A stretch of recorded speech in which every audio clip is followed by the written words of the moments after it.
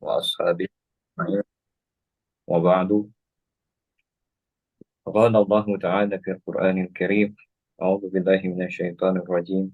بسم الله الرحمن الرحيم.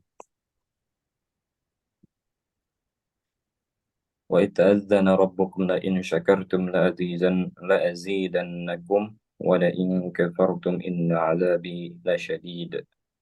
Al-ayat. Sadaqallahul Azim. Pertama, mari kita panjatkan puja dan puji kehadirat Allah Subhanahu wa Ta'ala.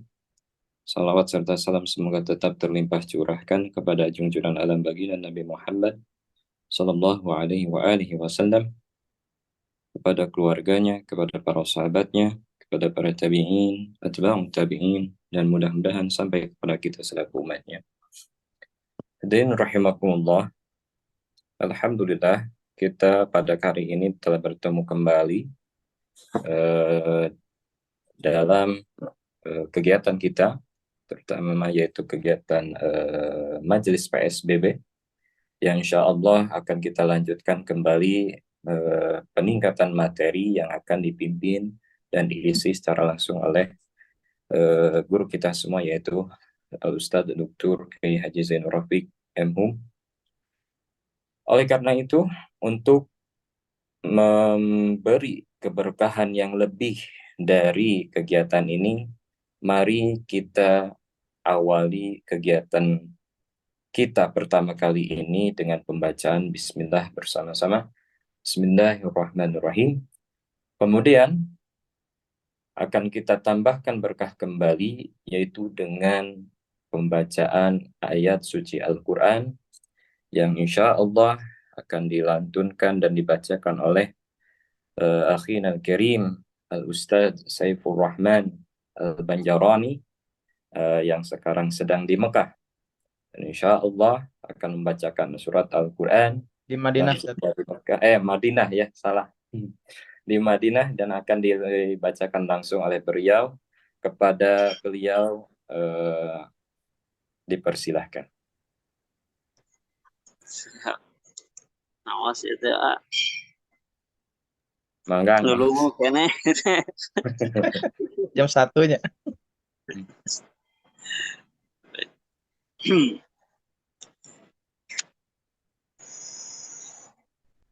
أعوذ بالله من الشيطان الرجيم. بسم الله الرحمن الرحيم.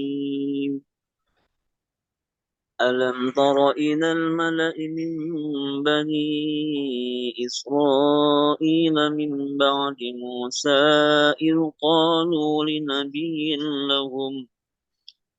قالوا لنبي لهم ابعث لنا ملكا نقاتل في سبيل الله. قال هل عسيتم إن كتب عليكم القتال ألا تقاتلوا؟ قالوا وما لنا ألا نقاتل في سبيل الله وقد أخرجنا من ديارنا وأبنائنا. فلما كتب عليهم القتال تولوا إلا قليلا منهم والله عليم بالظالمين. وقال لهم نبيهم إن الله قد بعث لكم طالوت ملكا. قالوا أنى يكون له الملك علينا ونحن أحق بالملك منه ولم يؤت سعة من المال. قال إن الله اصطفاه عليكم وزاده بسطة في العلم والجسم والله يؤتي ملكه من يشاء والله واسع عليم. وقال لهم نبيهم إن آية ملكه أن أن يأتيكم التابوت فيه سكينة من ربكم وبقية مما ترك آل موسى وآل هارون تحمله الملائكة إن في ذلك لآية لكم إن كنتم مؤمنين.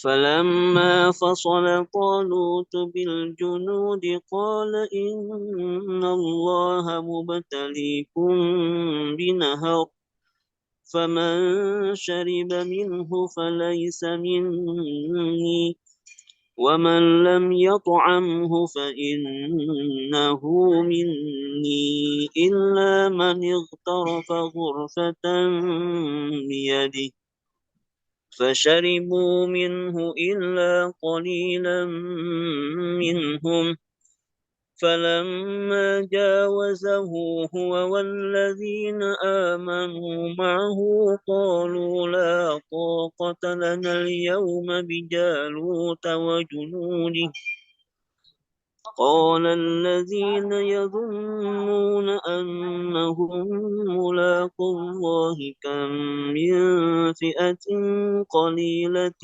غلبت فئة كثيرة بإذن الله والله مع الصابرين. ولما برزوا لجالوت وجنوده قالوا ربنا أفرغ علينا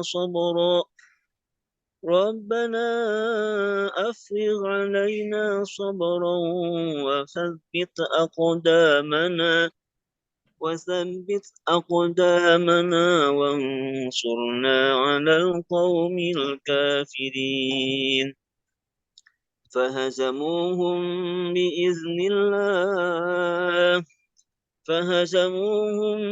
بإذن الله وقتل داود جالوت وآتاه الله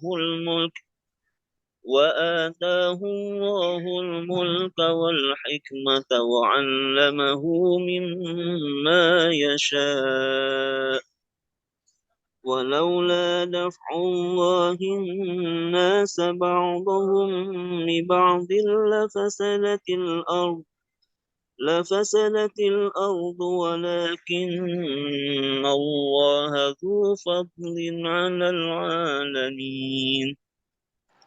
تلك آيات الله نتلوها عليك بالحق وإنك لمن المرسلين.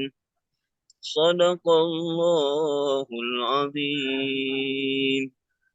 السلام عليكم ورحمة الله وبركاته. Waalaikumsalam warahmatullahi wabarakatuh. Nashkuru syukran jazilan Fadilati al-Ustadz Syekh Saifur Rahman Hafizahullah Ta'ala wa nas'aluka Allah Ta'ala an yubarik lana wa yubarik fina bima tayassara min tilawatul Quran. Untuk sesi selanjutnya adalah pengisian materi yang akan disampaikan oleh guru kita semua, yaitu Bapak Ustadz Dr. Kiai Haji Zainur Rafiq LCM Hum, yang mana materi kita kali ini yaitu berkaitan dengan kalau tidak salah melipat gandakan energi. Nah, kepada beliau waktu dan tempat dipersilahkan. Bismillahirrahmanirrahim. Assalamualaikum warahmatullahi wabarakatuh. Assalamualaikum warahmatullahi wabarakatuh. Alhamdulillahirabbil alamin. Allahumma shalli ala Muhammad wa ala ali sayyidina Muhammad. Fa ya rabbi shrah li sadri wa yassir li amri wa hlul 'uqdatam min lisani yafqahu qawli amma ba'du. Ibu Bapak, sahabat-sahabat sekalian, alhamdulillah pagi hari ini kita bisa bersua ya di antara teknologi yang kita nikmati karunia dari Allah. Walaupun jasad kita berpisah-pisah tetapi nyatu dalam Zoom. Ustaz Saifur Rahman sedang jamaah di kota Madinah. Kita semua titipkan salam buat baginda Rasulullah Sallallahu Alaihi Wasallam, Ustaz. Kemudian di raudhahnya mohon didoakan agar semua yang tergabung di PSBB The Power of Syukur ini sebulan ini lulus mendapatkan predikat menjadi orang-orang yang syakirin, insya Allah menjadi taifah yang qalil. Kalau kata doanya Nabi Sayyidina Umar, Allahumma ja'alna minal qalil. Ya Allah, jadikan aku orang-orang yang sedikit, karena memang orang-orang yang pandai bersyukur itu sedikit, kata Allah dalam Al-Qur'annya. Wa qalilum min ibadiyas syakura. Orang yang menjadi ataupun bisa bersyukur itu sangat sedikit. Sekali lagi minta doa dan juga salam kepada baginda Rasulullah Sallallahu Alaihi Wasallam. Assalamualaikum ya Rasulullah. Assalamualaikum ya Habiballah. Ashhadu annaka addaital amanah wa nasahtal ummah wa jahadta fi sabilillah. Wassalatu wassalamu alaika ya Rasulullah.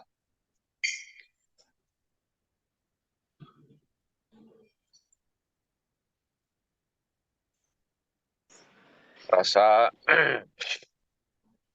cinta dan juga kehangatan bersama baginda Rasulullah Sallallahu Alaihi Wasallam mudah-mudahan bisa kita rasakan pula oleh para peserta yang saat ini sedang berjuang terus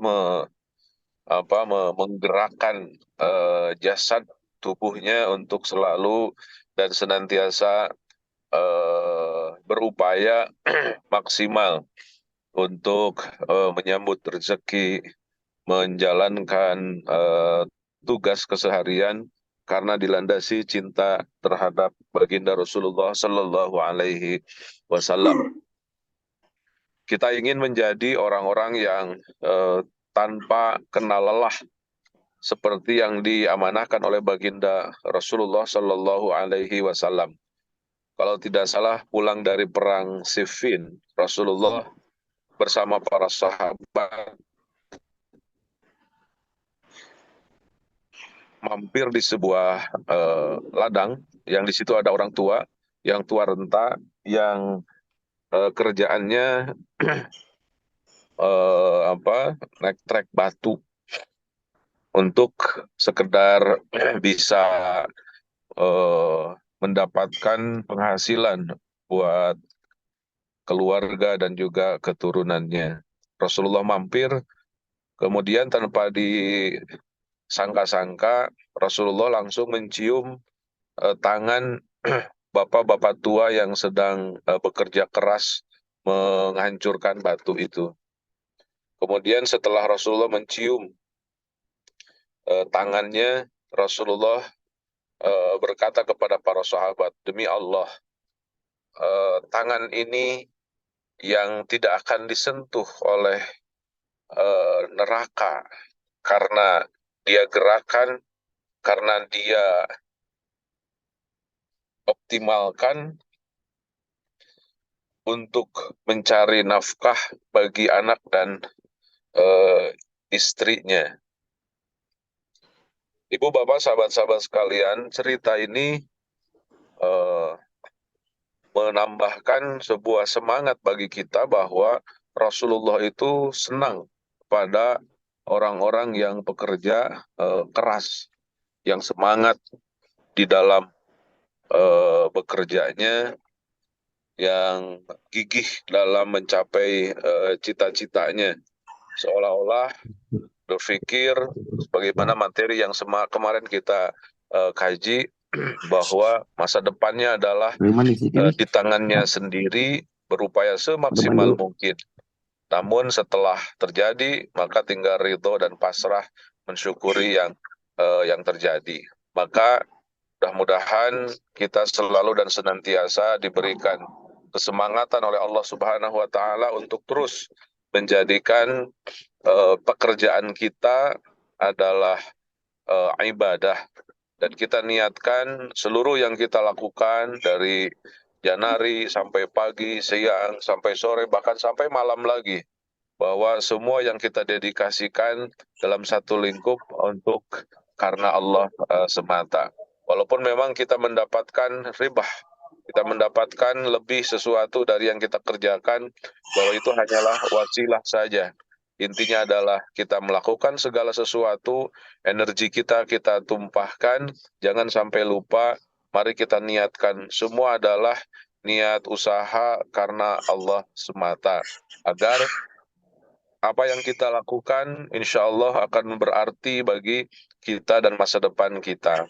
Rasulullah menggambarkan dalam sebuah hadisnya, seseorang keluar dari rumahnya, kemudian dengan niatan untuk mencari nafkah, kemudian mati, maka matinya adalah mati syahid. Betapa para bapak, para ibu yang bekerja itu dianggap oleh Allah Subhanahu wa taala sebagai jihad fi sabilillah.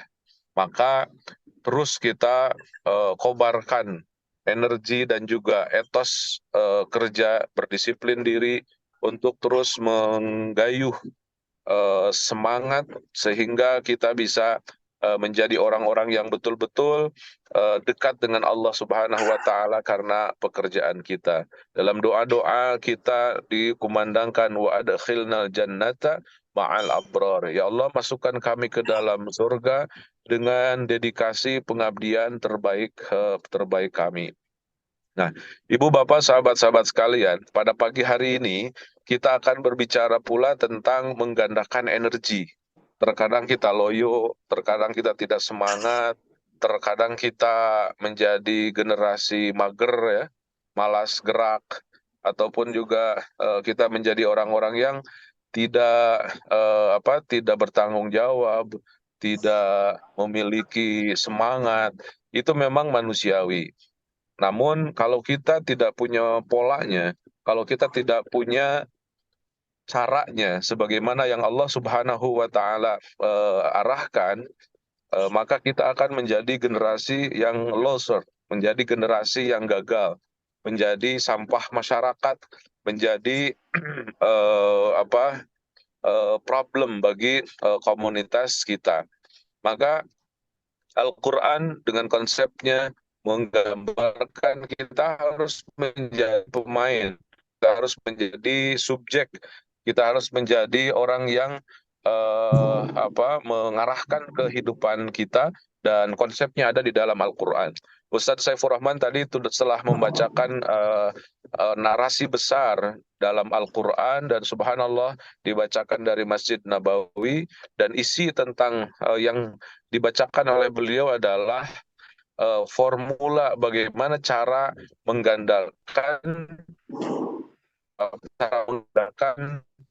energi agar kita tetap semangat, agar kita terus selalu berdedikasi tinggi.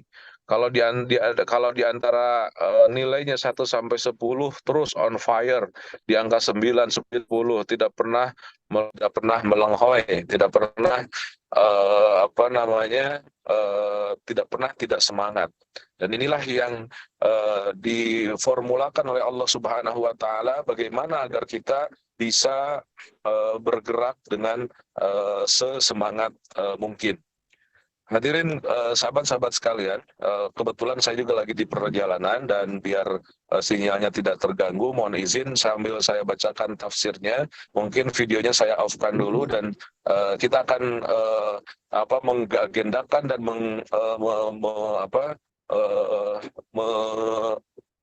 melipat gandakan energi dengan mengkaji ayat surat Al-Baqarah dari ayat 246 Ustaz ya. 246 Ya. sampai 252. 52. Ibu Bapak, sahabat-sahabat sekalian, ini adalah cerita tentang Allah mengutus seorang pemimpin di kaum Bani Israel. Kita ketahui di antara pelajaran besar bagi umat Islam, Bani Israel itu adalah diberi karunia oleh Allah Subhanahu wa taala dan dia tidak bersyukur. Karena keangkuhannya, Bani Israel itu adalah terkenal kelompok ataupun umat yang tidak pandai bersyukur. Nah, kenapa dia tidak pandai bersyukur? Karena ada ananiyah, karena dia ada superioritas. Dia merasa tinggi sehingga bangsa-bangsa selain dia itu tidak sebaik bangsa yang tidak sebaik bangsa dia. Namun kemudian karena sombong, karena kesombongan dan siapapun kita ketahui dimanapun, kalau orang sombong itu awal dari kehancuran. Saya mohon maaf kalau agak berbeda dan mudah-mudahan tidak menjadi apa istilahnya itu masalah. Saya pernah memprediksi 3 bulan atau 4 bulan yang lalu. Saya melihat dalam perpolitikan di Indonesia ini cengkeraman PDIP akan jatuh. Kenapa? Pada waktu itu ada petinggi PDIP berdialog. Ketika berdialog, dia sempat mengeluarkan satu kata-kata dan akan disandingkan dengan orang yang sudah 3 kali gagal. Beliau mengatakan dengan angkuhnya senang sekali berhadapan dengan paslon yang memang sudah 2-3 kali gagal karena itu tidak selevel. Mereka merasa bahwa jumawa di atas kelompok-kelompok yang lain, dan saya merasa bahkan orang yang berdialog pada waktu itu sampai berkata, dan saya setuju kata-katanya begini, terima kasih, saya semakin yakin bahwa PDIP di patroh Pilpres sekarang akan menjadi orang yang gagal. Kenapa ditanya oleh hostnya? Karena sudah kelihatan kearogannya ataupun juga takaburnya. Saya ingat pada alur di dalam sebuah kehidupan, kapanpun siapapun kalau sudah jumawa, kalau sudah takabur, memang rasa syukurnya hilang. Maka kita minta kepada Allah Subhanahu wa taala agar kita terlindung dari orang-orang yang jumawa, dari orang-orang yang merasa diri, termasuk mohon maaf merasa lebih suci, merasa lebih tawadu, merasa lebih beriman, merasa lebih sering ataupun juga getol beribadah pun adalah sebuah formula untuk jumawa, untuk ria. Dan di dalam beberapa makalahnya, Syekh Athaillah dalam kitab Al-Hikamnya menggambarkan, jangan harap bahwa ketika kita DP-DP, ketika kita tawadu pun itu adalah merupakan sebuah cara untuk kita memperlihatkan kepada orang yang lain bahwa kita lebih suci, bahwa kita lebih tawadu, bahwa kita lebih dari yang lainnya. Maka selalulah kita minta arahan dari Allah Subhanahu wa taala. Nah, sebagaimana di dalam Al-Qur'an digambarkan oleh Allah Subhanahu wa taala tentang ceritanya Bani Israel. Dalam ayatnya dikatakan wa qala lahum nabiyuhum innallaha qad ba'atsa lakum taluta malikan qalu anna yakunu lahu mulku alaina wa nahnu ahaqqul mulki minhu wa lam yu'ta sa'atan minal mal qala innallaha astafahu alaikum wa zadahu basatan fil ilmi wal jism wallahu yu'ti mulkahu may yasha wallahu wasi'un alim. Ibu bapak, sahabat-sahabat sekalian, ceritanya Bani Israel itu ditekan oleh raja yang zalim namanya Jalut. Jalut itu perkasa besar, kemudian bengis sekali. Kemudian orang-orang soleh di kalangan Bani Israel itu mencari jawaban dan bertanyalah ke seorang Nabiullah namanya Nabi Daniel. Ya Nabi Allah, kenapa sih bangsa kita ini ditindas, diperkosa, kemudian dihancurkan, pokoknya diperlakukan tidak baiklah oleh Jalut itu. Kemudian Nabi Daniel mengumpulkan beberapa petinggi-petinggi Bani Israel. Kemudian sholat, setelah sholat datang jawaban dari Allah. Kata Nabi Daniel, saya sudah mendapatkan jawaban dari Tuhan bahwa engkau ini sedang diuji oleh kepemimpinan Jalut yang bengis, yang tidak dirasakan nyaman. Kenapa? Karena engkau tidak bisa bersabar. Karena engkau tidak bisa bersyukur, mensyukuri apapun yang ada. Kemudian mereka meminta, tolonglah kirimkan pemimpin kepada kami yang terbaik. Kemudian kata Nabi Daniel, besok datang ke sini. Pada saat yang sama, ketika dijanjikan tersebut, Allah mengutus seorang orang yang biasa, bukan dari Bani Israel, bukan dari kelompok bangsawan mereka. Jalut datang ke Tolut namanya, Tolut datang ke majelis Nabi Daniel tersebut, kemudian dengan membawa sebongkah kurma, karena memang beliau seorang petani yang kekar. Kemudian Allah memang sudah menskedulkan hal tersebut, jadi protokol pertemuan antara petinggi kaum Bani Israel dengan Nabi Daniel dan juga dengan Tolut itu adalah disetting oleh Allah Subhanahu wa taala. Dan disitulah Allah memberikan jawaban kepada Nabi Daniel, itulah orang yang akan memimpin Bani Israel untuk memusnahkan Jalut. Disitulah kemudian ananiyah ataupun juga kesombongan orang Bani Israel pun tinggi. Kenapa mereka mereka yang dijadikan pemimpin? Mereka tidak punya harta, mereka tidak punya keturunan bangsawan.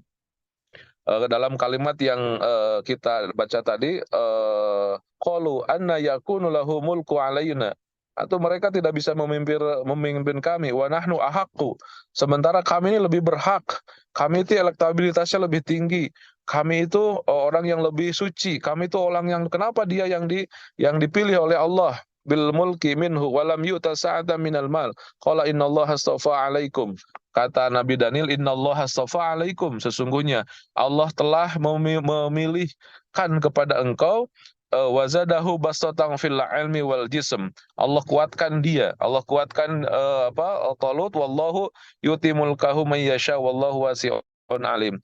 Dalam kekuasaan itu Allah yang memberikan, bukan engkau yang memilih.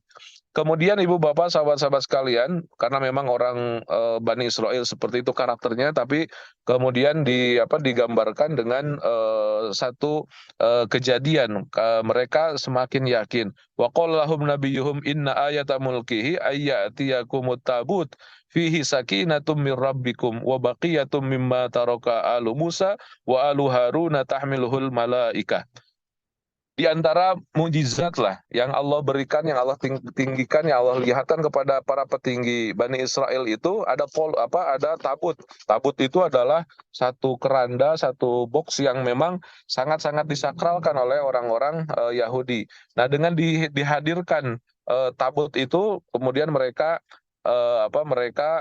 percaya bahwa Tolut itu adalah pemimpin yang dipilih oleh Allah Subhanahu wa taala untuk mereka. Akhirnya mereka mangut kepada Nabi Daniel dan mengikutinya.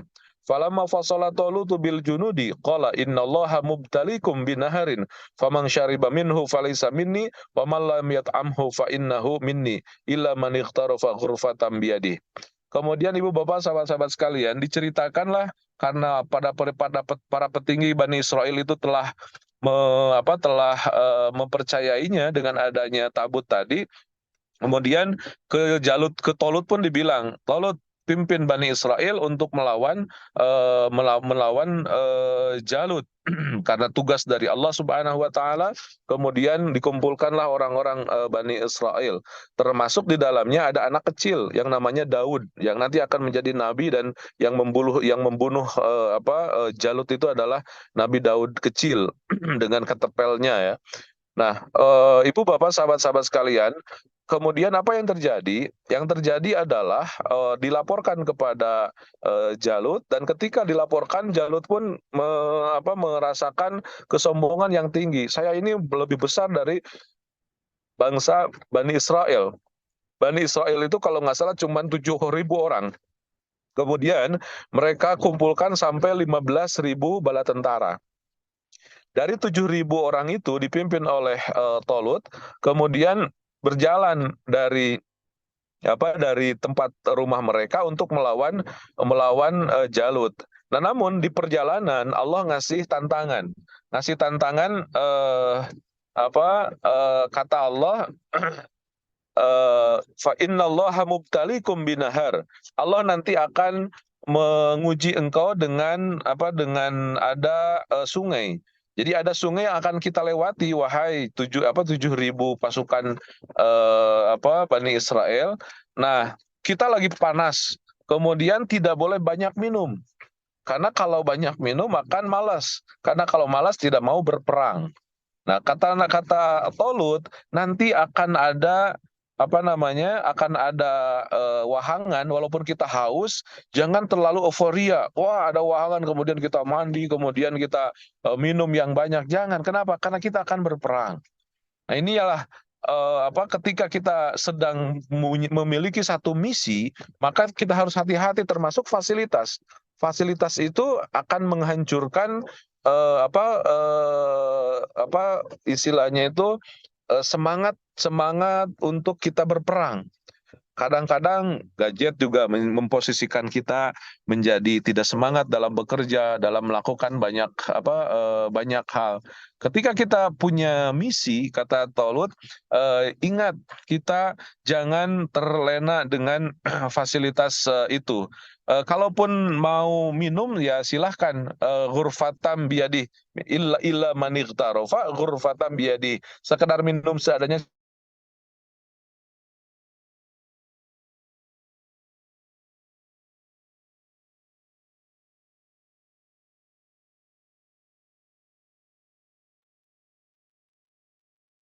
Suaranya terputus, Ustaz. Dan makan banyak, apa yang terjadi? Waduh, saya kayaknya hari ini nggak bisa perang deh. Gitu. Nah, itu memang diseleksi oleh Allah Subhanahu Wa Taala. Orang yang terlalu banyak memenuhi perutnya itu akan cenderung malas. Maka mereka angkat tangan. Wa huwal ladzina amanu ma'ahu qalu la taqata lana al-yawma bi Jaluta wa junudihi. Qala alladzina yadhunnuna annahum mulaqullah kam min fi'atin qalilatin ghalabat fi'atan katsiratan. Hanya sekelompok orang saja, diceritakan dari 7.000 itu sampai separuhnya, berarti sekitar berapa? 3.000-an. 3.000-an saja yang berjalan terus dengan Tolut untuk melawan Jalut, karena separuhnya dia tersandra dengan penuhnya perut dia dan akhirnya malas. Nah, akhirnya apa yang terjadi? Termasuk Nabi Daud di dalamnya bersama Tolut, berangkatlah. Qala alladzina yadhunnuna annahum mulaqullah kam min fi'atin qalilatin ghalabat fi'atan katsiratan. Kata mereka, nggak apa-apalah, kita sedikit, insya Allah Allah akan memberikan kekuatan kepada kita. Kemudian ayat berikutnya 250. Falamma barazu li Jaluta wa junudihi qalu rabbana afrigh alaina sabran wa tsabbit aqdamana wansurna 'alal qaumil kafirin. Nah, ini Ibu dan Bapak inti dari pahalakah kita pada pagi hari ini. Kita ketahui dari alur yang tadi, Tolut itu membawa 7.000 pasukan, separuhnya hilang karena mager, karena perutnya terlalu dipenuhi oleh makanan dan juga minumannya, hingga tinggal 3.000 saja yang bersama Tolut. Yang dihadapinya berapa? 15.000, subhanallah. Berarti 5 kali. Kemudian tentara Jalut itu adalah tentara petahana, incumbent ya. Dan itu yang sangat-sangat kuat. Namun karena Tolut mengeluarkan satu ataupun juga mengantarkan satu doa, yang doa tersebut digambarkan bisa menggandakan energi yang dikuasai oleh manusia, oleh umat Islam ya, oleh Bani Israel pada waktu itu. Jadi ini doa yang menjadi poin kita pada pagi hari ini, yang dipergunakan untuk meningkatkan energinya. Jadi tidak lungse, tidak lemah, tidak santai-santai. Dia menjadi beringas sekali dengan doa ini. Apa doanya? Doanya ini di surat Al-Baqarah ayat 250. Qalu rabbana afrigh alaina sabra wa tsabbit aqdamana wansurna 'alal qaumil kafirin. Inilah doa yang digunakan oleh Talut. Rabbana, ya Allah, afrigh alaina sabran. Mampukan aku ya Allah biarkan aku ya Allah, jadikan aku ya Allah untuk menjadi orang-orang yang bisa bersabar. Subhanallah. Ibu bapak sahabat-sahabat sekalian, jadi sabar itu ternyata menjadi kunci melipat gandanya energi kita. Jadi kalau tidak sabar, energi kita terkikis habis. Wasabit aqdamana, dan kuatkanlah pendirianku ya Allah, wansurna 'alal qaumil kafirin. Berikan kami pertolongan. Ibu dan bapak, sahabat-sahabat sekalian, inilah yang menjadi sebuah energi besar bagi kita agar kita selalu dan juga senantiasa bisa menjadikan energi dalam diri kita bertambah. Energi dalam keseharian hidup kita menjadi sesuatu yang bertambah. Energi dalam tubuh kita menjadi tetap bersemangat. Inilah yang diminta oleh Tolut kepada Allah Subhanahu wa taala, afrigh alaina sabra wa tsabbit aqdamana wangsurna 'alal qaumil kafirin. Fahazamuhum biiznillah wa qatala Dawudu Jaluta wa atahu Allahul mulka wal hikmata wa 'allamahu mimma yasha. Walau dafa'allahu nasa ba'dahum bi ba'd la fasadatil ardu walakinallaha dzu fadlin 'alal 'alamin. Inilah cerita kelanjutannya. Kemudian terjadilah peperangan. Jumlahnya berapa? Tolut itu tadi berapa? Cuma 3.000 saja. Fahazamuhum biiznillah. Mereka berperang 3.000 lawan 15.000, 5 kali lipat. Wa qatala Dawudu Jaluta. Dan ternyata Nabi Daud bisa mematahkan, bisa membunuh Jalut. Wa atahullahul mulka wal hikmata wa 'allamahu mimma yasha. Demikian Allah memberikan pelajaran yang sangat luar biasa kepada kita dari cerita Jalut dan juga Tolut ini. Walaula dafa'ullahin nasa ba'dahum li ba'dil la fasadatil ardu walakin Allah dzu fadlin 'alal 'alamin. Tilka ayatullahi natsluha 'alaika bil haqq wa innaka laminal mursalin. Demikianlah ayatullah di antara tanda-tanda keagungan Allah Subhanahu wa taala di dalam menjadikan pelajaran yang penting bagi kita. Ibu bapak, sahabat-sahabat sekalian, poin di capture ke-6 dalam buku The Power of Syukur ini adalah menggandakan energi. Pertanyaannya, dari mana dan seperti apa kita bisa menggandakan energi? Yaitu dengan sabar. Jadi sabar itu akan menggandakan energi kita. Jadi kalau kita tidak bersabar, kita akan habis energi kita. Banyak mengeluh, banyak menyalahkan orang, banyak alasan, banyak pokoknya ini itu. Intinya adalah kita tidak bersabar dengan perjalanan ataupun juga kondisi di mana kita belajar, di mana kita bekerja, di mana kita mengabdi, di mana kita berdedikasi. Maka ternyata untuk menggandakan energi sebagaimana Allah telah memberikan pelajaran dalam sejarah Bani Israel itu adalah Allahumma afrigh alaina sabra wa tsabbit aqdamana wangsurna 'alal qaumil kafirin. Ya Allah, berikan kesempatanku untuk bersabar, bisa bersabar.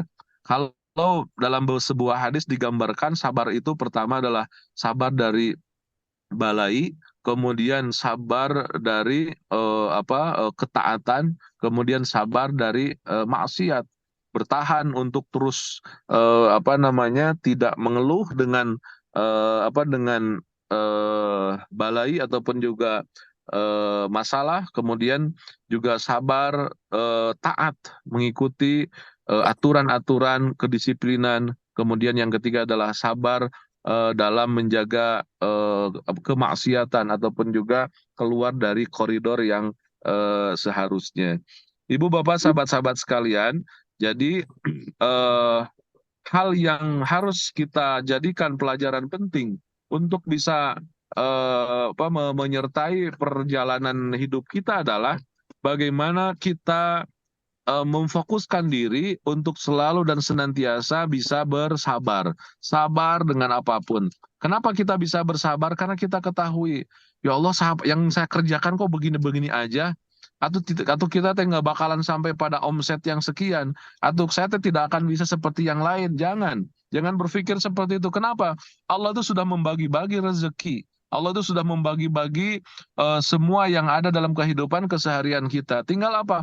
Fokus dengan apa yang ada di hadapan kita dan keluarkan energi semaksimal mungkin, maka Allah akan berikan kenikmatan min haitsu la yahtasib. Wallahu yarzuqu man yasha bighairi hisab. Orang bighairi hisab itu kan pentafsirannya dua. Pertama adalah faj'iyah, ujuk-ujuk datang dari sesuatu yang kita tidak pikirkan. Kemudian yang kedua adalah unlimited, tidak terbatas, tidak tercakup pada, kalau bekerja biasanya terbatas oleh waktu dan juga waktu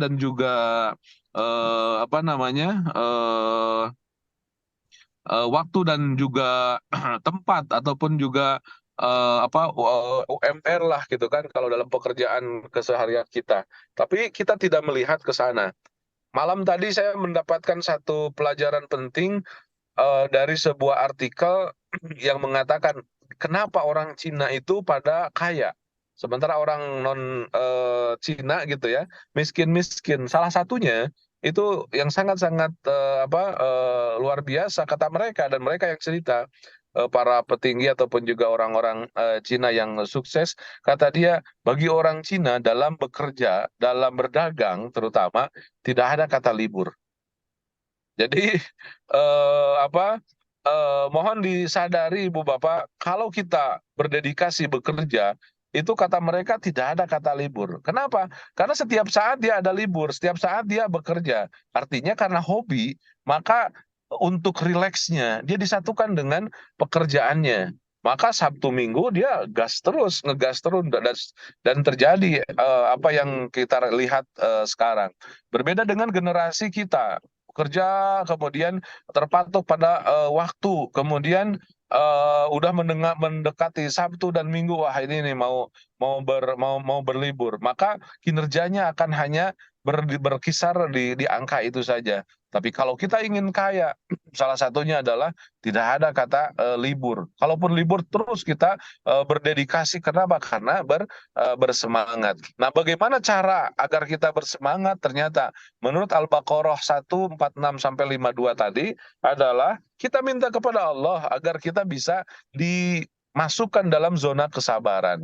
Ternyata Ibu Bapak sahabat-sahabat sekalian, untuk menopang kesyukuran kita yang luar biasa, harus juga disiapkan step-stepnya. Step yang pertama, yang kedua, dan selanjutnya, salah satu diantaranya adalah kita harus bisa bersabar. Allahumma afrigh alaina sabran wa tsabbit aqdamana wangsurna 'alal qaumil kafirin. Kita yakin Allah selalu memberikan yang terbaik. Kemarin kan kita bahas, pertama, semua Allah yang mengatur, yang kedua Allah selalu memberikan yang terbaik. Jangan berpikir Allah yang mengatur kemudian yang lain lebih baik, kita biasa-biasa saja. Tidak. Justru ketika Allah mengatur, itu adalah yang terbaik dari Allah untuk kita. Maka dengan kita merasa semua yang terbaik dari Allah Subhanahu wa Ta'ala untuk kita, maka kita selalu dan senantiasa optimal dalam menjalankan segalanya. Inilah poin kita pada pagi hari ini. Ternyata energi yang bisa menjadikan adrenalin kita tetap on fire, betul-betul hormonal kita pun optimal, kemudian aliran darah pun kita terasa lebih optimal dalam mengalir dalam tubuh kita. Begitupun kesehatan dan juga kenyamanan pikiran kita, bahwa kuncinya ternyata Allah sabarkan kita. Allahumma afrigh alaina sabra wa tsabbit aqdamana wangsurna 'alal qaumil kafirin. Inilah doa yang diajarkan oleh Talut ketika memimpin Bani Israel dan dikalahkan. Itu yang 15.000 dikalahkan, bahkan pimpinannya, rajanya juga terbunuh oleh Daud. Kam min fi'atin qalilatin ghalabat fi'atan katsiratan biiznillah. Itulah salah satu energi yang harus kita munculkan, yaitu energi kesabaran. Dengan sabar, energi kita akan terus berlimpah dan bahkan bertambah. Inilah yang bisa kita kaji pada pagi hari ini. Mudah-mudahan menjadi pengantar diskusi yang menarik untuk kita, dan kita terus dan selalu senantiasa menjadi orang-orang yang bersemangat, berdedikasi pada apa yang kita kerjakan dan tugas kita dalam keseharian kita. Demikian yang bisa disampaikan. Saya kembalikan kepada Ustadz Faisal. Walafu minkum. Wassalamualaikum warahmatullahi wabarakatuh.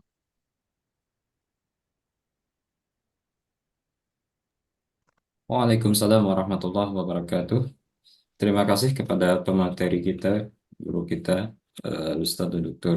Kiai Haji Zainul Rafiq, atas penyampaian materinya. Mungkin bisa kita simpulkan bahwasannya dari materi kita kali ini, yaitu ada satu nilai poin yang begitu besar, yaitu sabar. Yaitu tadi tidak sabar dalam menghadapi badai, musibah, sabar dalam ketaatan, kemudian sabar juga dalam menjauhi perbuatan kemaksiatan.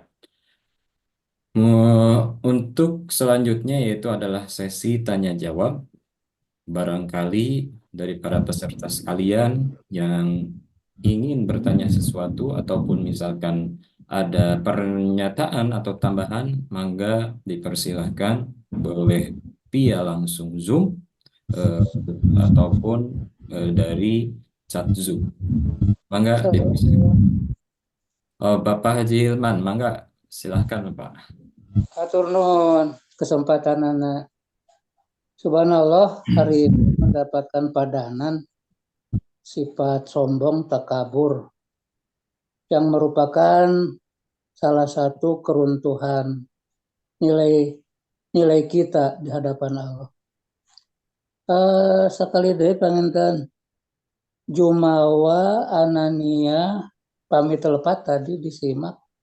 Eta sadayana padanan kata kamu kana nah aya derajatna takabur Jumawa Anania. Itu nu paling pertama. Manawi subhanallah diyakini lipat ganda, Allah melipat gandakan, dan kita punya kewenangan oleh Allah diberi kesempatan merubah nasib itu dengan melipat bersabar supaya mendapatkan melipat gandakan itu dengan bentuk ikhtiar. Dan kita pun memahami, meyakini bahwa ketetapan kita digandakannya itu otoritas Allah Subhanahu wa taala. Jadi kita tidak meyakinkan dengan ikhtiar, tapi diyakinkan juga sareng yakin bahwa Allah yang akan melipatkan gandakan asalkan sabar. Panginten upami kaitanana sareng manjada wajada yang biasa dipakai anak-anak yang sedang berjuang. Jadi lamun keyeng tantu pareng. Nah eta lebat karena pengertian sabar. Sakitu sementawis. Atur nuhun. Assalamualaikum warahmatullahi wabarakatuh. Waalaikumsalam warahmatullahi wabarakatuh. Mangga pengen Ustaz biasa langsung di Walar web ini. Siap, atur nuhun. Pangersa Pak Haji Hilman luar biasa terus menginspirasi. Hatur nuhun. Memang betul bahwa bahasan kita kali ini itu nyambung dengan bahasan kita yang sebelumnya. Artinya ketika kita melakukan banyak hal, maka terkadang ada pikiran, ya kalau memang sudah diatur sama Allah, mah ngapain kita semangat teuing gitu kan, karena sudah diatur. Itu memang satu narasi yang digunakan oleh setan sehingga kita tidak badlul juhdi ya, tidak bersemangat. Maka kuncinya yang harus kita pegang seperti kemarin kita bicarakan adalah bahwa Allah itu belum ngasih tahu kepada kita akan digimanakan kita. Nah itu jadi bedanya adalah karena Allah itu belum ngasih sesuatu sebagaimana Allah ngasih ke Nabi Khidir. Jadi kalaupun misalkan kita sudah dikasih tahu oleh Allah, maka mau malas juga sebenarnya dalam tanda kutip ya, mohon maaf tidak diartikan lain. Kalau kita dikasih tahu sama Allah sudah begitu, malas juga sebenarnya tidak apa-apa Pak Haji ya. Jadi tapi karena kemurahan Allah dan diantara mukobil dari hidup kita, memang Allah nggak kasihkan itu kepada kita. Artinya misalkan kita ini akan dijadikan apa gitu kan, kita ini sekian tahun akan menjadi apa. Nah ini yang disebut dengan misteri. Karena misteri itu tidak dikasih tahu oleh Allah Subhanahu wa Ta'ala, maka jawabnya kata Allah dalam narasi Quran, dalam narasi yang lain, bahwa kita harus semangat, kita harus berdoa. Jadi gunakan doa untuk merubah takdir kita. Maksudnya takdir kita itu takdir versi kita, bukan versi Allah. Versi kita berbeda boleh saja, kalau versi Allah tidak ada yang berbeda, ya kan? Artinya memang kita jangan mencampurkan antara apa istilahnya itu ke peran Allah dengan peran kita selaku manusia. Bahkan kalau ada kelakar dari para kiai-kiai sepuh mah sering bilang gini, "Cik atulah cenah kitu mah tong dikaolohkeun wae cenah." Artinya memang ada peran kita yang harus kita lakukan, dan memang Allah senang dengan itu. Makanya tadi kita gambarkan betapa Rasulullah mensupport orang-orang yang bersemangat untuk bekerja sampai mengecup tangannya dan mengatakan wallahi ini tangan yang tidak akan kena neraka. Jadi kalau tangan kita apa istilahnya sasangaleun, kemudian berkeringat karena kerja keras, itu kan berarti karena betul-betul totalitas bahwa saya ingin mendapatkan sesuatu yang kita cita-citakan gitu.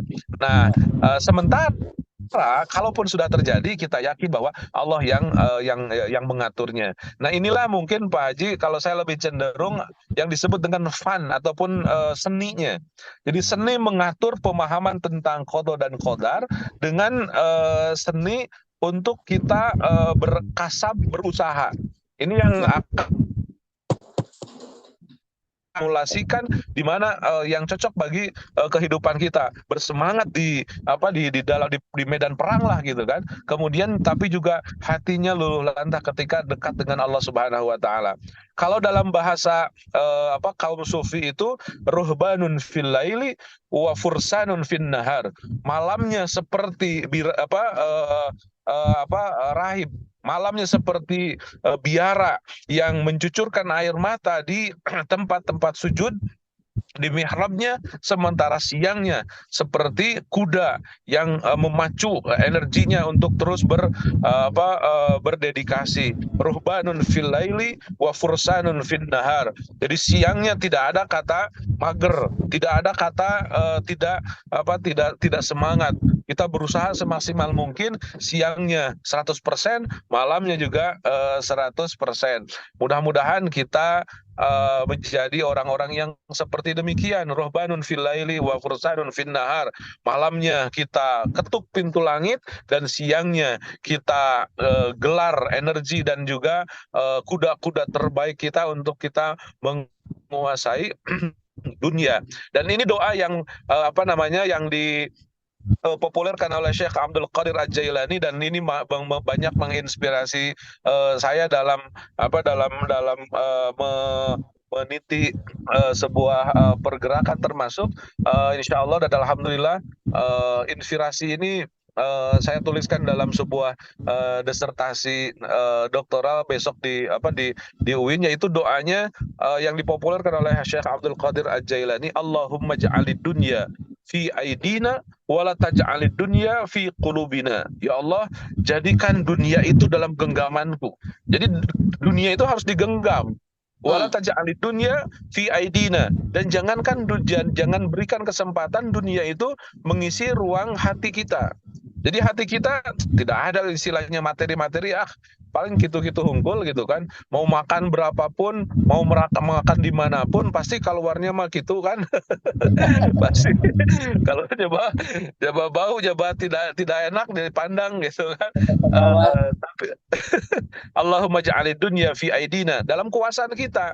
Artinya dunia itu harus dikuasai. Wala taj'alid dunya fi qulubina, tapi sedikit pun tidak mengganggu ataupun tidak masuk di dalam hati kita. Jadi 100% kita bekerja, dan memang indikasi ataupun juga kalimat yang tepat itu menjada wajada. Siapa yang yang dapat pasti siapa yang bekerja pasti dia akan mendapatkan.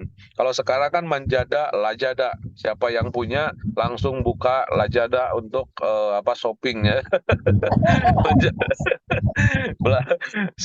Shoppingnya di Lajada kalau sekarang. Itu mungkin sekedar mengulas yang diinspirasikan oleh Pak Haji Hilman. Saya lihat di sini ada Kang Yuda juga ya. Kang Yuda lagi di Mekah apalagi di Madinah. Tuh boleh berbagi juga Kang Yuda, silakan.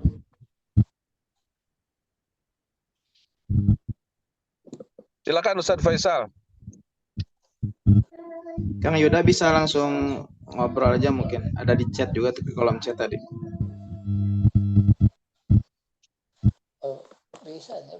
Kang Yuda ini mutawif terbaik kita nih. Silakan Kang Yuda. Insyaallah.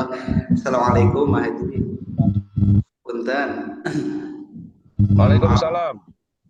Kadang kita dapat pemahaman tentang bersyukur itu membandingkan diri kita dengan orang yang lebih menyedihkan atau lebih rendah dari kita.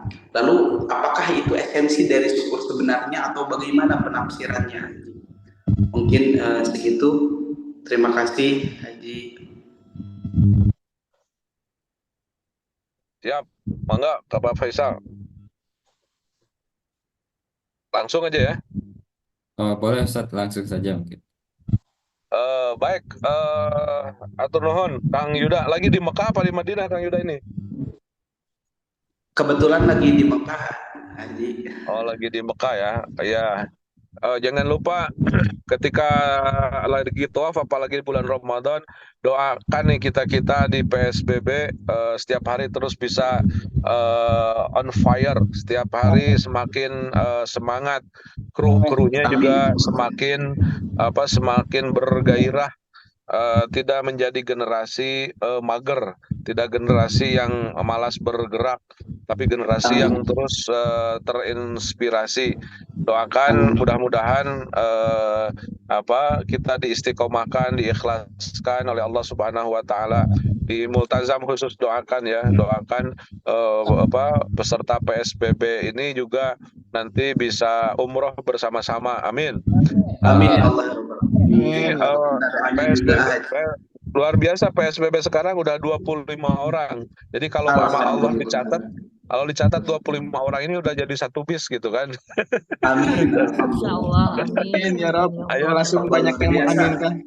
Ya, udah jadi satu bis dan bisa gratis, saya yang gratisnya. Alhamdulillah. Tapi jika nama anu gratisnya perebut ya antar mutawif terus pawang biasa masuk panggulana dia. Siap, atur nuhun Kang Yuda, terus doakan kita insyaallah mudah-mudahan bisa grup PSBB The Power of Syukur kita bisa berumroh bareng satu bis insyaallah. Pertanyaan Kang Yuda, memang ketika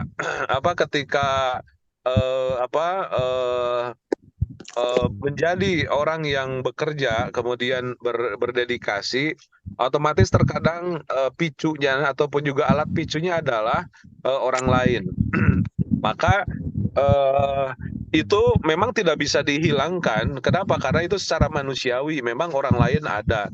Tapi yang tidak boleh adalah menjadikan sesuatu yang terjadi pada orang lain itu menjadi menjadi titik ataupun juga pelajaran. Mohon maaf sekali. Saya kurang begitu sepakat terkadang dengan orang-orang ahli motivator yang suka memunculkan ketokohan ataupun juga cara kerja yang kemudian ditiru. Jadi biasanya ini dilakukan oleh para pegiat-pegiat MLM ya. Tuh lihat si Anu gini. Tuh lihat si Anu, kita harus begitu, kita harus seperti dia. Nggak bisa seperti itu. Kenapa? Karena masing-masing berbeda takdirnya gitu kan. Tuh lihat presenter ini begini. Untuk sekedar pelajaran bisa. Cuman kan kadang kita tidak tahu. Bahkan mungkin dia berhasilnya itu dari satu sudut pandang yang justru kita tidak tahu. Bahkan kalau sudah tahu mungkin itu bukan keberhasilan, tapi ketidakapikan. Banyak orang-orang yang menjadi istilahnya favorit dalam pergerakan misalkan selling ataupun juga pergerakan bisnis, tapi awal akhir kok dia masuk penjara, saya enggak, berarti bagusan saya dong gitu kan. Nah, artinya bahwa melihat orang itu bukan segalanya. Dan memang dalam beberapa hadis pun digambarkan bahwa kita jangan terlalu terobsesi oleh apa yang terjadi dengan orang lain. Kenapa? Karena melihat orang itu adalah sesuatu yang paling mudah dan itu masuk langsung di dalam akal kita. Akal kita ya orang lain kesini kemudian sukses. Oh berarti saya harus seperti itu. Jadi melihat orang lain itu kan dasarnya karena ke otak kita langsung nyambung. Oh saya ingin seperti Fulan. Si Fulan juga punya uang banyak, si Fulan juga begini, berarti harus begini. Nah ini yang mengganggu narasi kita. Kalau yang dimanfaatkan oleh setan itu kan laukana kadza wa kadza, lakana kadza wa kadza, kata narasi setan. Coba begini, akan begini. Itu yang narasikan oleh setan. Kita mah enggak. Kenapa? Karena tadi sudah ada yang mengatur. Boleh jadi dia uangnya adalah 100 triliun. Saya cuma 1 juta. Tapi kebahagiaan yang kita miliki itu lebih bagus ketimbang dia yang punya 1 triliun.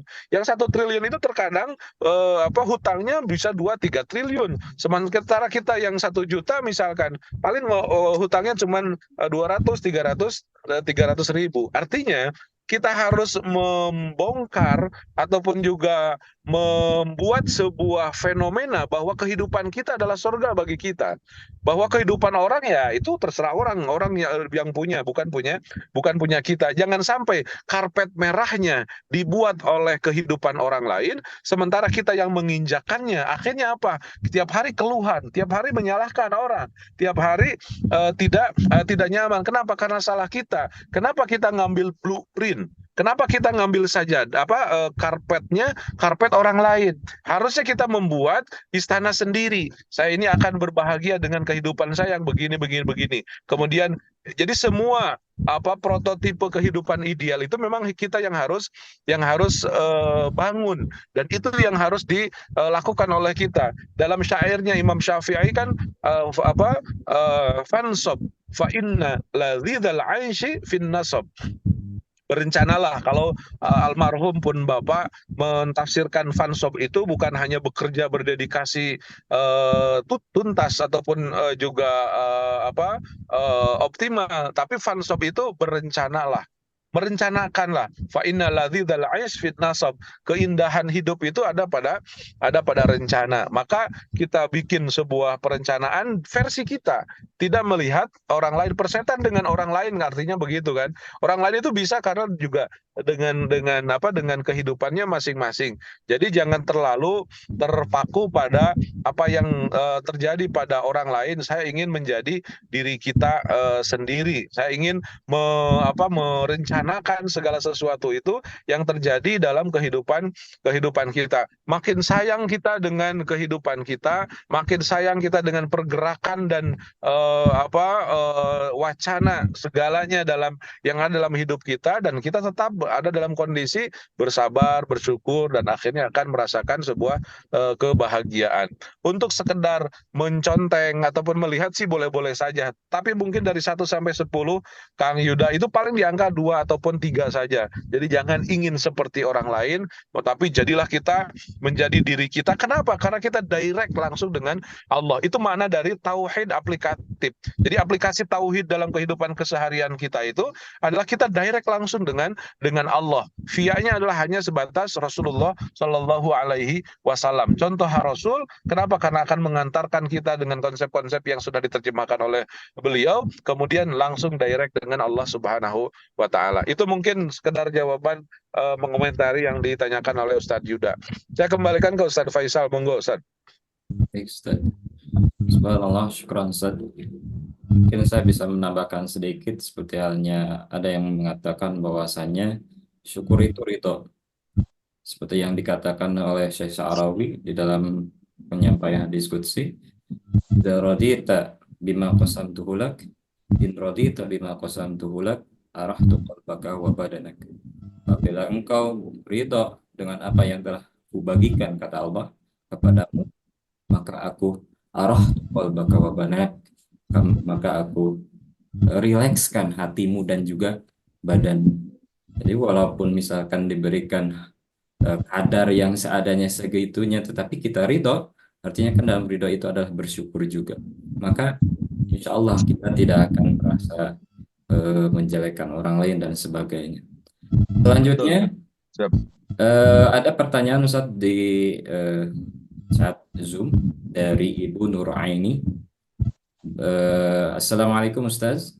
Afwan izin bertanya, rezeki kita telah diciptakan oleh Allah. Mengapa kita masih diperintahkan untuk berusaha dan berdoa? Itu mungkin Ustaz. Luar biasa. Ya. Luar biasa ini pertanyaannya. Itu sangat-sangat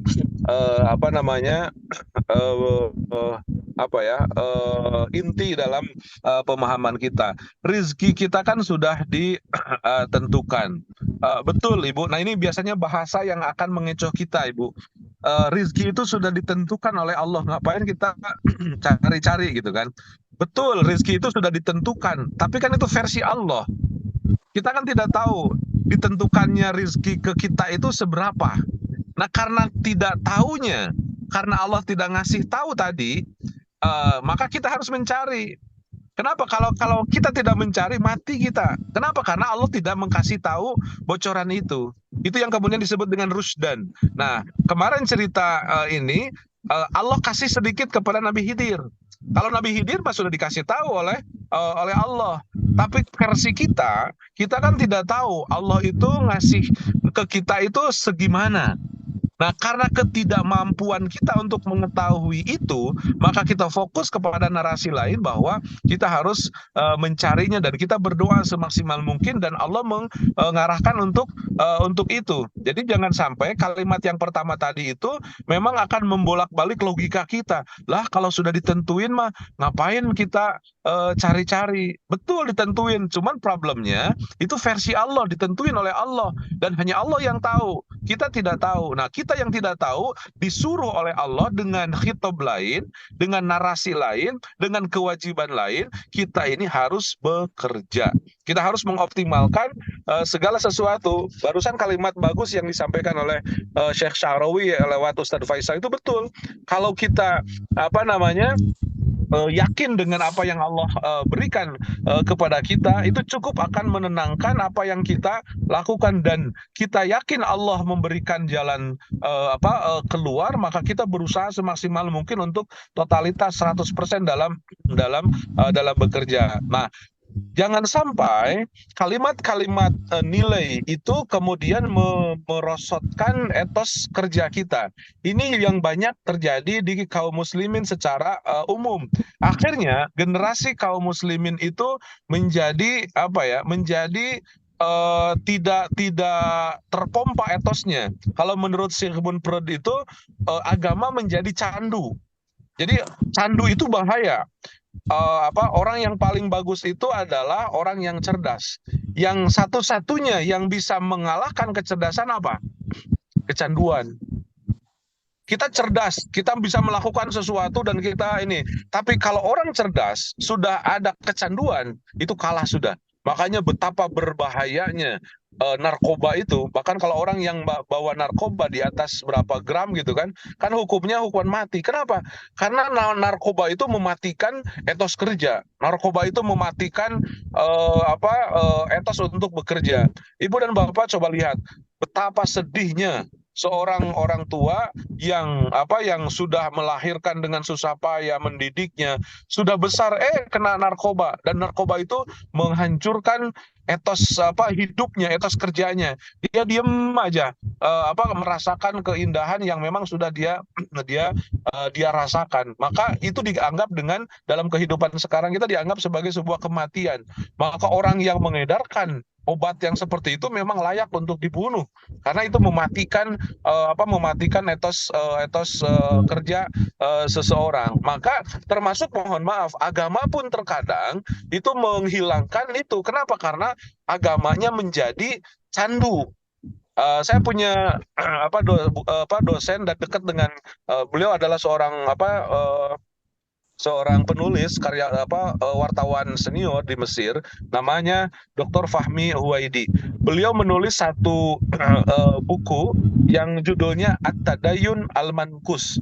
Artinya At-Tadayun Al-Mankus itu beragama yang salah, beragama yang negatif.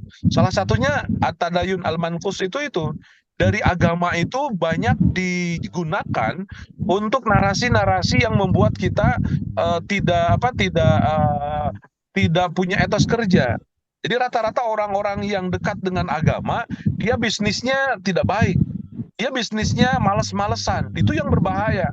Harusnya sebaliknya, justru Rasulullah Shallallahu Alaihi Wasallam itu adalah orang yang bisnisnya kenceng, orang yang bisnisnya luar biasa. Bayangkan dalam umur umur 12, Rasulullah sudah masuk dalam dunia ekspor impor. Umur 9, Rasulullah sudah menjadi seorang staf, menjadi pekerja. Umur 25 tahun, Rasulullah sudah menjadi business owner. Artinya Rasulullah itu orang pebisnis yang ulung. Dan salah ketika menggambarkan Rasulullah itu hanya memimpin, mengarahkan dari sisi spiritualitas saja. Dan salah satu gambaran Rasulullah itu orang yang sukses, di belakang Rasulullah itu lebih dari 30 orang yang tidak punya rumah, kemudian hidupnya ibadah saja, kemudian disantuni oleh Rasul, makannya, minumnya, rumahnya itu disediakan oleh Rasulullah SAW. Itu yang disebut dengan ahlus sufah. Nah, salahnya kebanyakan umat Islam melihat mencontoh kehidupan Islam itu dari mereka-mereka yang disebut dengan ahlus sufah. Akhirnya mengartikan tasawuf itu dari ahlus sufah. Jadi orang yang tasawuf itu orang yang tidak berpikir dunia. Salah. Justru yang harus kita contoh itu Rasulullah, bukan orang-orang ahlu sufah yang ada yang hidup bersama Rasulullah, yang ditanggung semuanya oleh Rasulullah Shallallahu Alaihi Wasallam. Nah, ini yang menjadi masalah besar, bahwa betul betul Allah Subhanahu Wa Taala menentukan rizki kita, tapi poinnya adalah kita harus 100%, bahkan kalau ada 1000%, kita semangat untuk mencari dan juga menjenguk rizki kita, karena kita tidak tahu sebelumnya dikasih tahu oleh Allah Subhanahu Wa Taala. Tapi kalau sudah terjadi, maka disitulah kita tinggal ridho. Semuanya sudah ada yang mengaturnya. Begitu indahnya pemahaman Ahlus Sunnah wal Jamaah menggabungkan antara pemikiran Qadariyah dan juga Jabariyah. Jadi ada di tengah-tengah, pemikiran yang wasatiyah, pemikiran yang tengah, bekerjanya juga 100%, tawakalnya juga 100%. Jadi inilah yang menjadikan totalitas bagi kita, memang kita harus bekerja 100% dan di bawah arahan Allah Subhanahu Wa Taala dengan narasi-narasi yang ada. Itu mungkin Ibu yang bisa saya komentari. Terima kasih. Saya kembalikan ke Ustadz Faisal.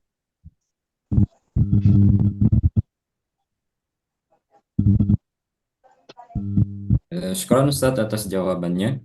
Mungkin bisa ditambahkan bahwasanya seperti tadi ada beberapa kata hikmah atau hadis qudsi. Salah satunya wadomin tulaka rizqaka fala tat'am.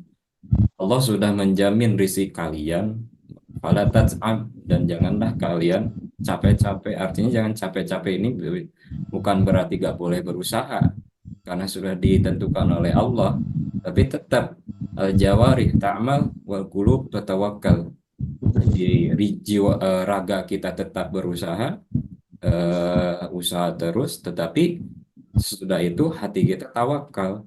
Setelah berusaha tetap kita menggantungkan kehendaknya itu dalam hati kepada Allah. Mungkin itu pada intinya.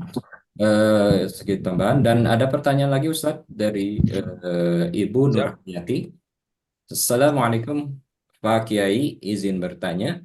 Pernah mendengar tausiah bahwa orang yang melaksanakan haji atau umroh, insya Allah dosa-dosanya diampuni oleh Allah.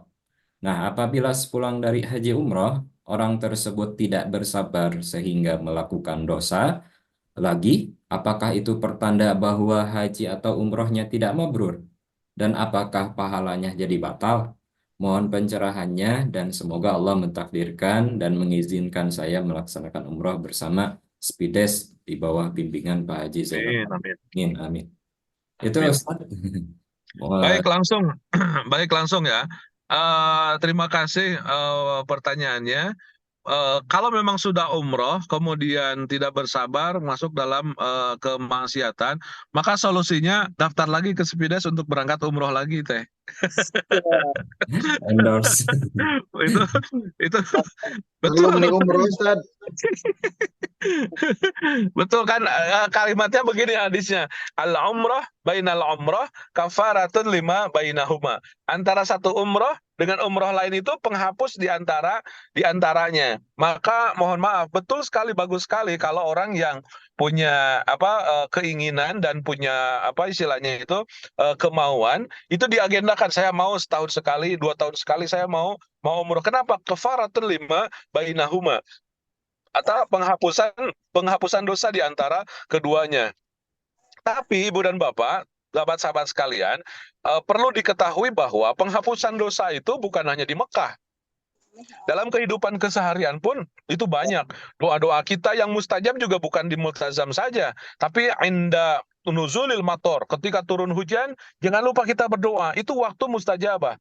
Antara maghrib dan isya, ada maghrib, antara azan dan qomat, itu pun juga waktu al-mustajabah. Kemudian inda sulusul lail, 1/3 malam, itu pun juga adalah menjadi formula kita untuk menzerokan dosa-dosa kita. Dan kata Rasul kan semua manusia itu adalah pernah melaksanakan kesalahan. Sebaik-baik orang yang melaksanakan kesalahan adalah orang yang bertobat. Jadi segera bertobat, minta ampunan kepada Allah, kemudian kembali kepada ke fitrahnya. Tapi kalaupun mau dimasukkan ke dalam skala ataupun juga ke pelaksanaan ibadah umrah dan haji, memang ada. Di antaranya al-umrah bainal umrah kafaratun lima bainahuma. Jadi bagus kalau dijadikan agenda saya dari penghasilan perusahaan saya mau 2 tahun sekali, 3 tahun sekali, ataupun setahun sekali saya ingin berangkat umroh, itu juga bagus. Tapi dosa kita kan transaksional kita dengan Allah tidak seperti jualan seperti itu. Artinya Allah bikin semua kehidupan kita, itu pun kapanpun bisa kita bertobat, bisa kita mengoptimalkan segalanya. Seperti misalkan, saya pernah ceritakan ada di abad ke-12 ada ulama besar namanya Abdullah bin Mubarak. Beliau menuliskan sebuah cerita dalam manaqibnya bahwa dia pernah bermimpi di Mekah, kata malaikat, ini orang yang 6.000 di wukuf di Arafah tahun ini tidak dikabulkan. Ada malaikat yang lain justru katanya dikabulkan, tapi karena kesolehan seorang di Syam namanya Ali Al-Muwafaq. Kemudian Abdullah bin Mubarak terbangun, datang kemudian langsung ke Syam itu. Di Syam ternyata dicari yang namanya Ali Al-Muwafaq ada. Ditanyalah, Ali, engkau tahun ini berangkat haji enggak? Kata Ali, saya memang tadinya mau berangkat haji, tapi uangnya dikasihkan ke orang yang miskin. Kenapa? Karena tetangga saya sudah 4 hari tidak makan. Jadi uang untuk berangkat hajinya dikasih kepada orang yang sudah 4 hari tidak makan, orang yang miskin.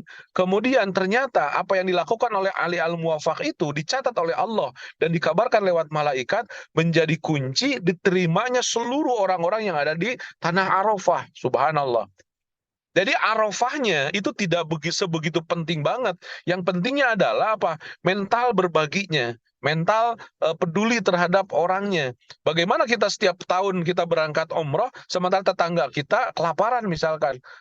Sementara orang-orang yang dekat dengan kita masih merasa kekurangan. Itu di dalam Islam sangat dijaga sekali. Bahkan Dr. Fahmi Huwaidi yang saya tadi ceritakan di dalam buku At-Tadayun Manqus itu mengatakan bahwa boleh jadi umroh dan hajinya menjadi haram. Kenapa? Karena dia milaraan orang sekelilingnya.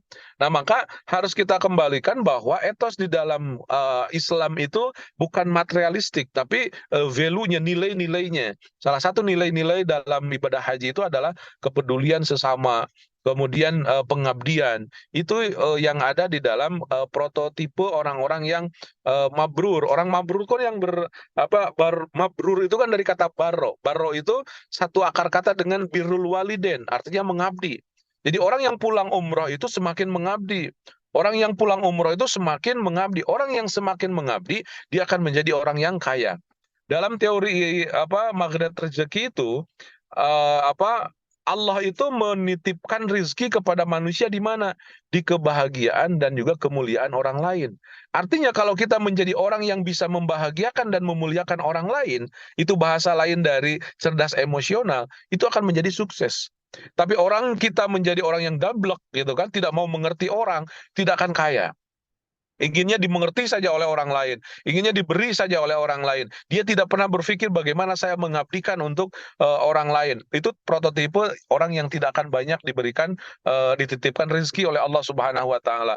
Orang yang diberikan titipan banyak rezeki oleh Allah Subhanahu wa taala, sejauh mana dia bisa memuliakan dan membahagiakan orang lain. Dan itulah makna lain dari kata mabrur. Jadi orang yang mabrur itu adalah orang yang sangat peduli terhadap orang lain, mengabdikan diri hanya untuk Allah dan casingnya ataupun juga wasilahnya mengabdi kepada manusia yang ada di sekelilingnya. Maka dijamin orang yang berangkat umroh dan pulang umrohnya seperti itu dijamin akan menjadi orang yang hasanah dunia dan juga akhirat. Makna dari hasanah dunia wal akhirah itu adalah di dunia kaya raya, di akhirat masuk surga. Dan itu menjadi cita-cita kita bersama. Dalam kalimat Rabbana atina fid dunya hasanah wa fil akhirati hasanah wa qina adzabannar. Terima kasih, saya kembalikan ke Ustaz Faisal terakhir. Baik, Ustaz, syukran. Baiklah, para hadirin sekalian, alhamdulillah beberapa jawaban dan juga pertanyaan sudah disampaikan, setelah materi pun sudah selesai disampaikan. Ada yang mengacungkan tangan? Ustaz Yuda, ada yang mau disampaikan sebelum diakhiri? Haji izin bertanya sekali lagi, boleh Haji? Siap. Mangga. Terima kasih banyak sebelumnya untuk waktunya. Sudah terjawab sekali pertanyaan yang tadi tentang bagaimana pengaplikasian bersyukur, berarti bukan hanya melihat orang lain yang lebih menyedihkan atau rendah dari kita, tapi bagaimana kita bisa mensyukuri apa-apa yang Allah berikan untuk kita. Cuman saya pengen tanya, maksudnya apa dampak konkret secara logis orang yang bersyukur, misalkan orang yang bersyukur itu akan seperti ini di dunianya saja. Kalau urusan dengan Allahnya jelas kan, la in syakartum la azidannakum, konsepnya udah jelas. Tapi secara konkretnya di dunia ini orang yang bersyukur ini akan mendapatkan dampak positif apa, dan orang yang tidak bersyukur ini akan mendapatkan dampak negatif apa di dunianya secara logisnya. Begitu mungkin Haji. Kalau secara hubungan dengan Allahnya, konsep Qurannya jelas, mungkin orang yang bersyukur akan Allah tambah rezekinya, tapi secara konkretnya di dunia itu seperti apa? Terima kasih. Siap. Mangga, silakan Ustaz. Boleh langsung. Itu Ustaz Yuda, inti dari kajian The Power of Syukur adalah memang di situ. Artinya apa dampak bagi kita kalau dalam istilah kita masuk di dalam zona kesyukuran, dalam the power of syukur itu. Maka kalau boleh saya simpulkan, orang-orang yang selalu dan senantiasa bersyukur, minimal pertama hidup kita akan ada dalam kondisi positif. Jadi pikirannya positif, kemudian perasaannya positif, kemudian spiritualnya juga lebih positif. Orang yang positif itu tidak pernah marah-marah, tidak pernah mengeluh, tidak pernah menyalahkan orang lain, tidak pernah sakit hati. Nah, kondisi positif seperti itu, pikirannya positif, perasaannya positif, segalanya dalam kondisi positif. Menurut bahasanya Rhonda Byrne dalam The Law of Attraction itu, dia akan menarik seluruh kebaikan yang ada dalam pikirannya. Maka dia akan menjadi orang yang kaya raya. Kenapa? Karena kita ketahui servonya ataupun juga mekanisme yang terjadi itu adalah wa idza adzana rabbukum la in syakartum la zidannakum. Karena bersyukur itu akan bertambah. Jadi untuk bertambahnya rezeki kita, itu hanya tinggal fokus aja masuk di dalam zona kesyukuran. Syukuri apa yang ada, optimal mengerjakannya, kemudian berdedikasi tinggi, dengan serta-merta pasti Allah akan tambahkan. Dan itu orang yang disebut dengan kaya. Maka orang Islam itu memang harus kaya di dunia, di akhirat masuk surga. Jadi tagline kita dengan kalimat Rabbana atina fid dunya hasanah wa fil akhirati hasanah wa qina adzabannar itu adalah, ya Allah jadikan aku di dunia kaya raya, di akhirat masuk surga.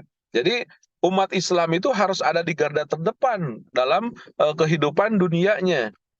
Ketika kita bisa menguasai dunia dan sepenuh hati kita mengabdikan hanya kepada Allah. Artinya dunia kita bisa terbawa ke akhirat. Jadi jangan terlalu simpel mengatakan lah dunia mah ada ditinggalkan. Apakah ada dunia yang bisa ke akhirat? Banyak. Salah satu dunia yang didedikasikan untuk kebaikan terhadap orang lain. Itu kan dunia yang terbawa ke akhirat. Kenapa? Karena narasinya ad-dunya mazra'atul akhirah. Dunia itu adalah tempat menanam. Dan tempat memanen itu di akhirat. Jadi jangan terlalu percaya kalau disuruh menjauhi dunia, karena dunia itu harus dibawa ke akhirat. Dalam pemahaman kita di akhirat, di alam barzah terang benderang itu karena dedikasi kita dalam menjalankan kehidupan dunia. Sekedar misalkan Kang Yuda menyenangkan orang yang berangkat umroh, memfasilitasi mereka untuk nukarkan uang, kan ada perasaan tenang, maka pikiran kita itu akan terbawa kita ke akhirat.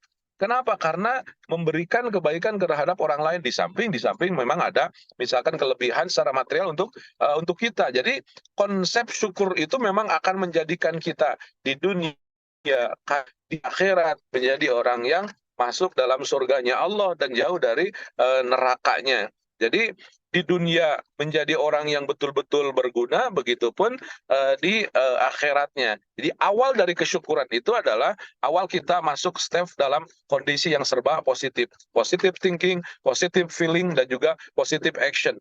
Geraknya akan selalu positif dan itu akan menarik alam raya untuk menjelmakan apa yang kita pikiran. Itu teorinya The Law of Attraction-nya Rhonda Byrne. Kalaupun kita masuk ke dalam istilahnya kerangka Al-Quran dan juga hadis, justru lebih fatal lagi, lebih jelas lagi bahwa semuanya tergantung narasi kehidupan keseharian kita. Itu mungkin Kang Yuda. Artinya semakin bersyukur kita semakin masuk di zona yang positif. Kalau zona positif berarti semuanya akan menjadi hal yang positif. Terima kasih. Wa'alaikum minkum. Wassalamualaikum warahmatullahi wabarakatuh. Waalaikumsalam warahmatullahi wabarakatuh. Oke, sekarang kita sudah berada di penghujung acara dan waktu Ustaz sudah Faisal. habis. Nah, Ya, yang tadi ingin beruluk salam pada baginda Rasulullah, saya sekarang mau ziarah pada baginda Rasulullah. oh iya, Silakan. ada momentum yang sangat luar biasa. Masya Allah, dititipkan doa dan salam kita Ustadz Saifur Rahman. Ya, Titip salam Ustaz Saifur Rahman. Ustaz Saifur Rahman nami-namina sebatkeun tah aya dina Aya dina manifest. Semangat bersolawat. Allahumma sholli ala sayyidina Muhammad. Masya Allah, Masya Allah. Langsung di bonusnya Ustaz Saiful Rahman langsung di live kan sambil kita melihat suasana. Masya Allah. Ustaz Yuda, silakan bersolawat Ustaz.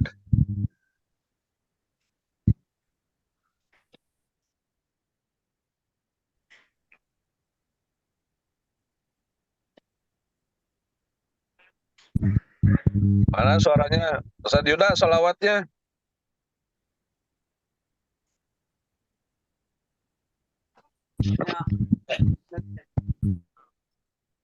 Allahumma salli wa sallim barik alaihi wa ala alihi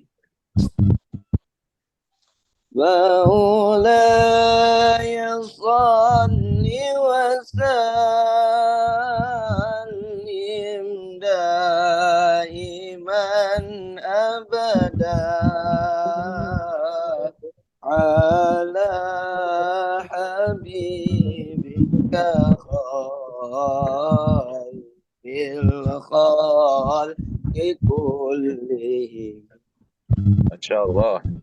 Ya Rabbi bil Mustafa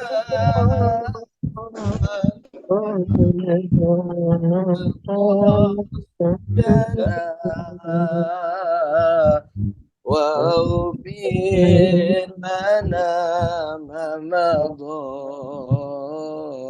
يا واسع الكرم Sama-sama. Salli wa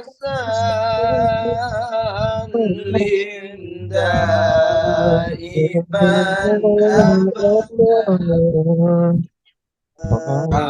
ala habibika khairil khalqi kullihim. Assalamualaikum ya Rasulullah. Assalamualaikum ya Habibullah. Ashhadu annaka addaital amanah wa nasahtal ummah wa jahadta fi sabilillah. Wassalatu wassalamu alaika ya Rasulullah.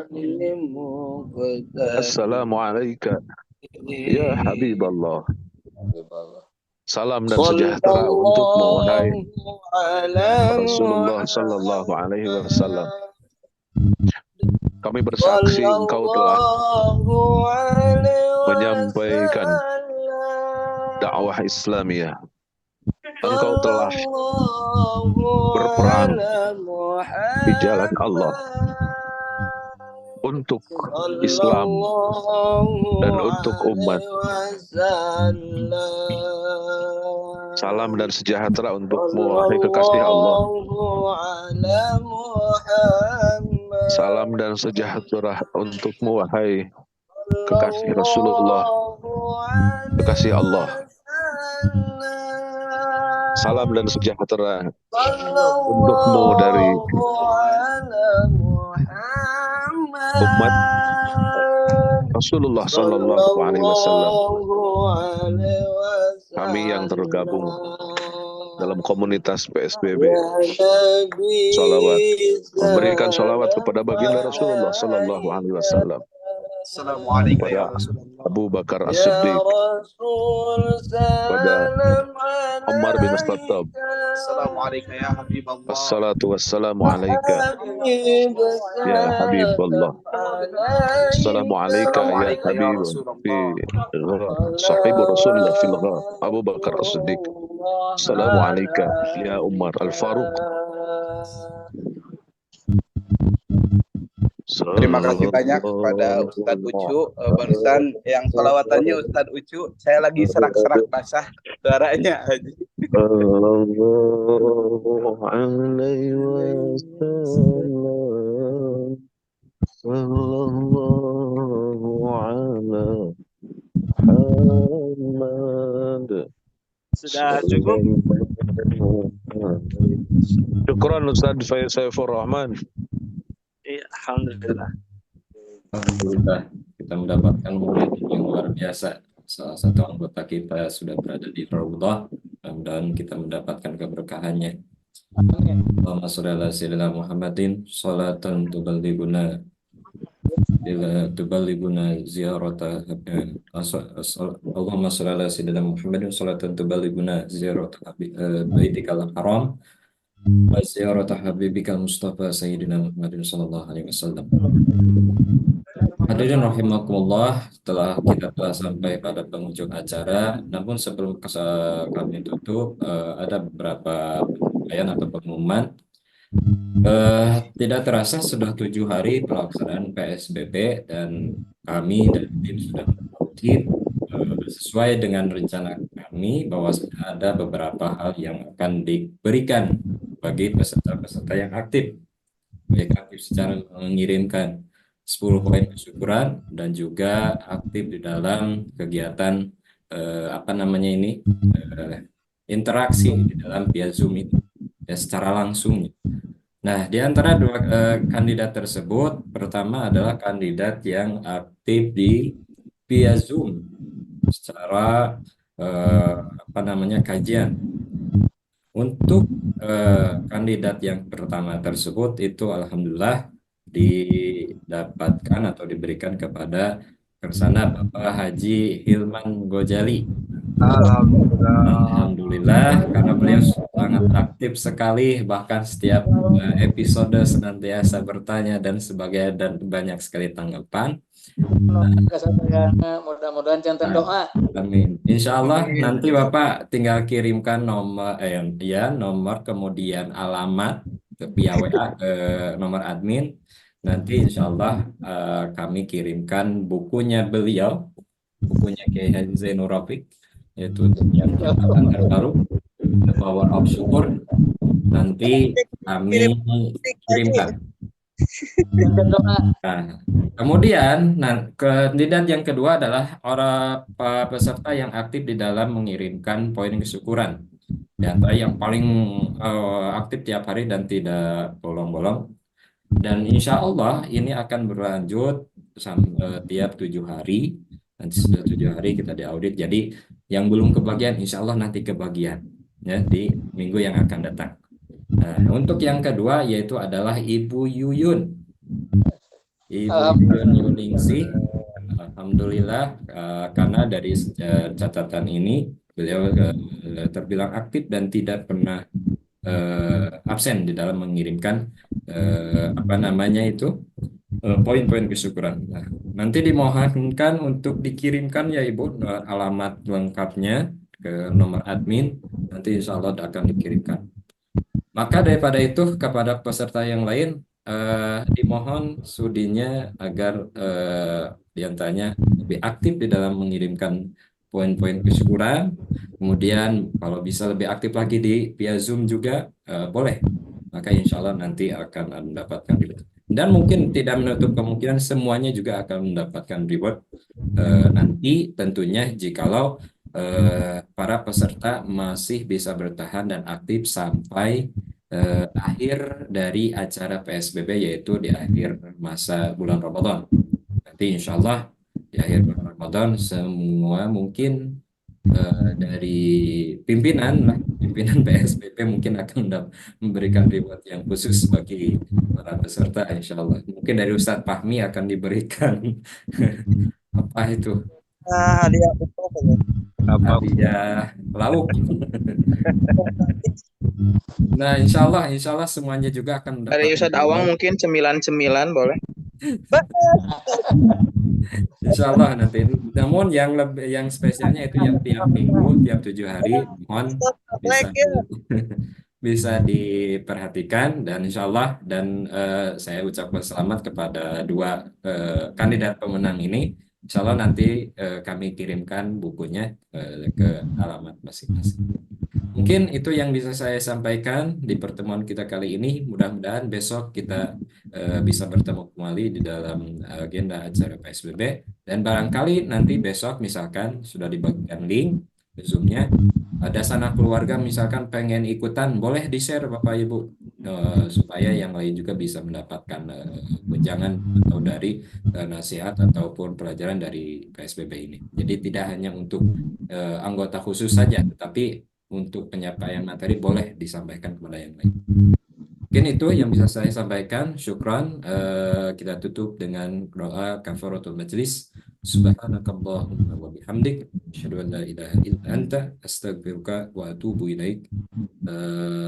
Billahi taufiq wal hidayah. Wassalamualaikum warahmatullahi wabarakatuh.